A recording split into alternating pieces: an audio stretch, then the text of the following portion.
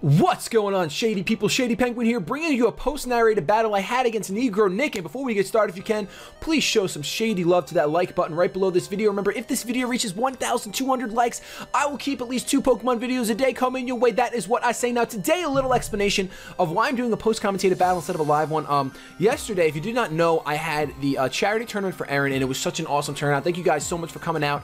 And, It was a lot of time I put in. I woke up at 8 o'clock. I pretty much sat in front of the computer from 8 o'clock in the morning until 11 o'clock at night. And but it was so worth it. A lot of blasts. It was a great time. But basically, I am so shot right now, and I don't really want to battle for you guys while I'm in the condition that I'm in. I'm gonna need a good night's sleep tonight before I start doing some battling, or maybe I'll take a nap this afternoon and get some battles tonight. But yeah, I'm really not feeling too great right now. My eyes it's really hard to keep them open. I probably look like a dunce. But here today, we have a battle against Negro Nick, Sacred Fire. His YouTube link will be in the description below. If you do not know him, you should definitely check out his content. He's a really good battler, really good content bringer, and he's a good guy. And we had this battle actually on Lumiose Station Prism Podcast live last night.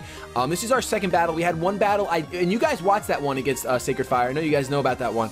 Because it was like a 45-minute battle and everyone was so hype over, and it was a really good battle. I took the victory for that one. So Nick wanted a rematch so bad. He asked me, he's like, yo, gotta have that rematch, And then eventually when I was asked to be on Lumiose Station, he was like, what a better time than to do it on Lumiose Station. I agreed. I said, let's do it. It's fantastic.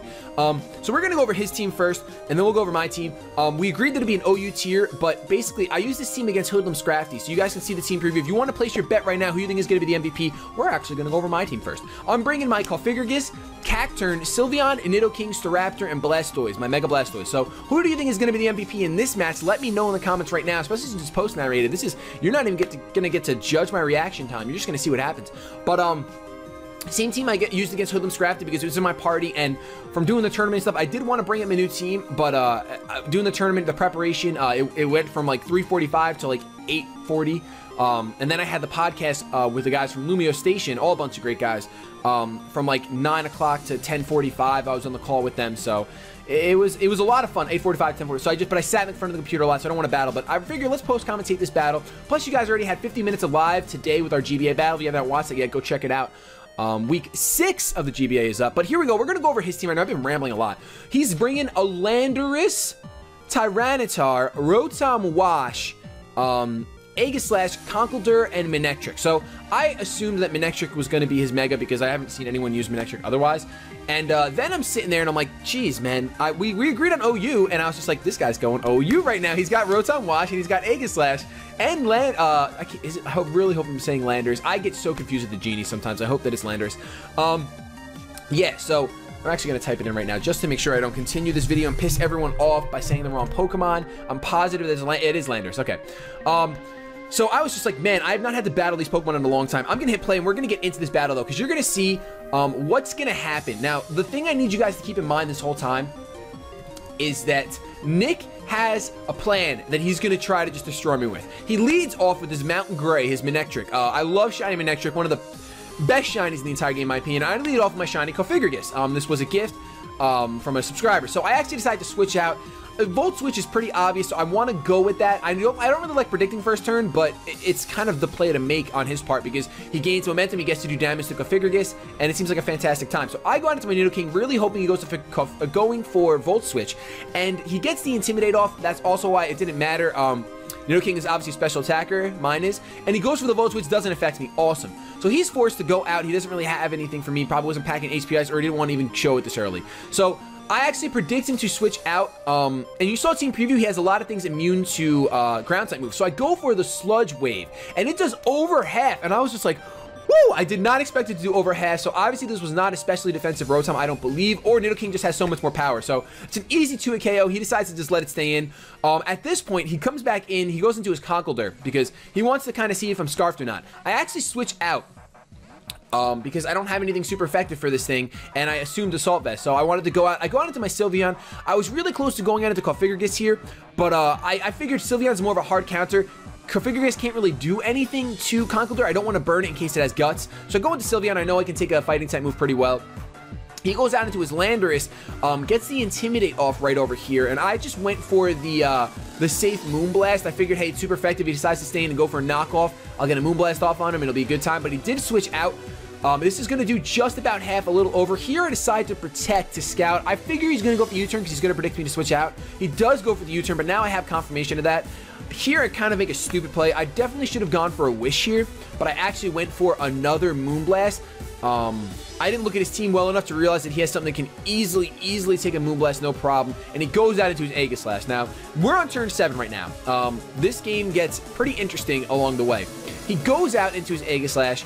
I'm kind of just hoping for a drop here, but I don't get it. It really doesn't matter that much. But here I'm forced to switch out. Obviously, my Sylveon cannot do a thing to this Aegislash. I go out into my Configurgus, hoping that he goes for a Sword Dance. All I had in mind was, let me burn this thing, But Nick makes such a solid play, and even though I have a Staraptor on my team, he went for the Shadow while predicting my Configurgus and takes it out, sort of. He brings it down to 1 HP, and I get my leftovers recovery. But at this point, I was debating whether I should save it for fodder and I could switch into Staraptor to take the Shadow Sneak, but I decided all in all, it's not worth it because then he would just be able to go King Shield, bring my attack down when I go for my Brave Bird. It just wasn't worth it in the long run, so I stayed in and let my Configurgus go out just so I could have the opportunity to go out into Shady King. Now, I knew they were talking about it on the podcast. I knew they still thought I was Scarf, so I wanted to play into that a little bit. I know that's kind of conniving? Evil. So he goes for the King Shield here. I go for the Flamethrower. Now, here I make I make an over prediction. I go for another Flamethrower to feed into their Scarfed need, but I did not predict. The weakness policy Aegislash. I totally forgot that people run that, and that's going to be a huge problem because if I would have gone for Earth Power here, would have taken him out easily. Stab would have done enough to take him out. But because I'm not Scarfed, I'm actually Life Orb Sheer Force for you guys from Lumiose Station watching. But he gets the weakness policy off, gets a crit, didn't matter at that point. It was +2 Aegislash, and I go down. Now, the reason why I didn't go for Earth Power there is because, like I said, he had a lot of things that were immune to Levitate. I know his Rotom Wash was down, but he still had his Landers, which could have come in easily. So I didn't want to go for the Earth Power. I thought it was obvious. Here he goes for the King Shield. I, unfortunately, just go for a Sucker Punch. This is where the game starts just, like, shifting.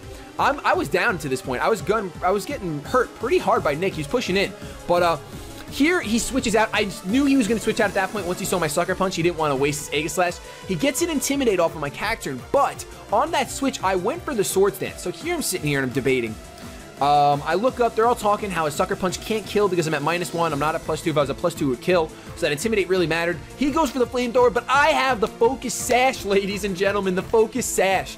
And I live at 1. Get another Sword Stance up. Now, some of you guys, I've only used Cacturne like once or twice live. And, like, on my channel. And I love Cacturne, one of my favorite Pokemon. Go for the Sucker Punch. +3 Sucker Punch is easily gonna kill a Manectric. It's Stab. It's +3. It doesn't matter. It's over. So, Manectric gets killed. He goes down into his Aegislash. I think you want to play Mind Games here. I go for another Sucker Punch because I don't want to die to a Shadow Sneak. Because it would kill me, obviously, I'm at 1 HP. Gonna be able to kill that Aegislash with the Sucker Punch. Super effective, +3. Like I said, it doesn't matter. Now he goes out into Landorus, and the game starts getting really interesting. He gets another Intimidate off. And here I predict him to go for an attack. I thought maybe he would think that he could live a +2 Sucker Punch, but Nick is smarter than that. Nick is smarter than that. Sacred Fire. I go for the Sucker Punch again. Here, he withdraws again, and once again, I thought, oh, well, he got his Conkeldurr nice and safe after my Intimidate. He's lessening the damage. He's going to be able to go for a Mach Punch to take me out. I have to go for Sucker Punch.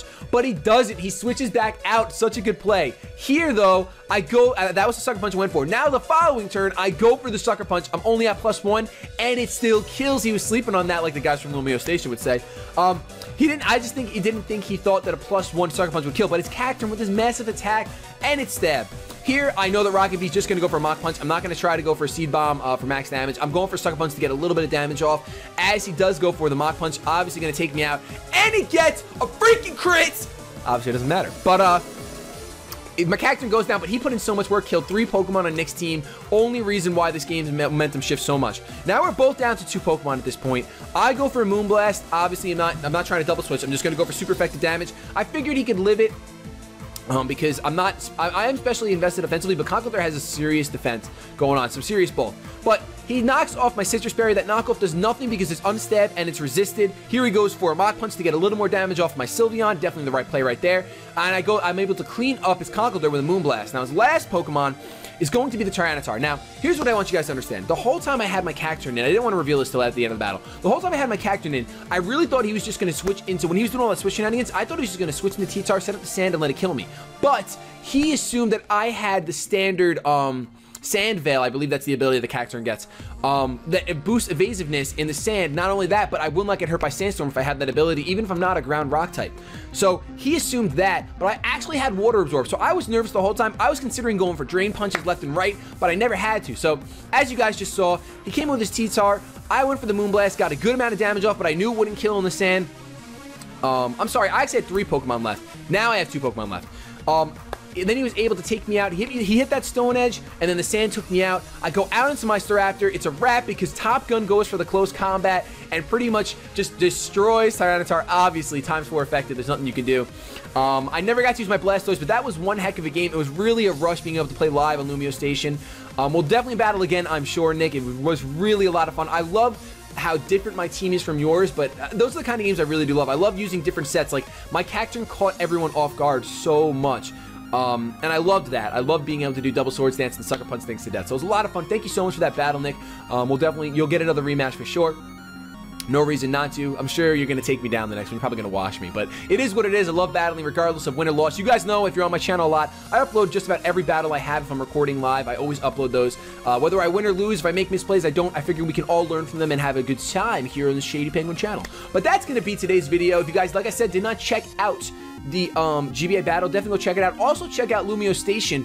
Like I said, we had a live podcast. It was a lot of fun. We talked about the different changes in mechanics throughout the generations. A lot of jokes going on. Winx Club was a topic of discussion for like 5 minutes straight. Shout out to Gnome Nexus for that, but it was a lot of fun. So if you guys enjoyed, hope you leave a like, rating, comment, and sub, because I do upload 2 Pokemon videos a day. Have yourselves a good day, but above all else, keep it shady.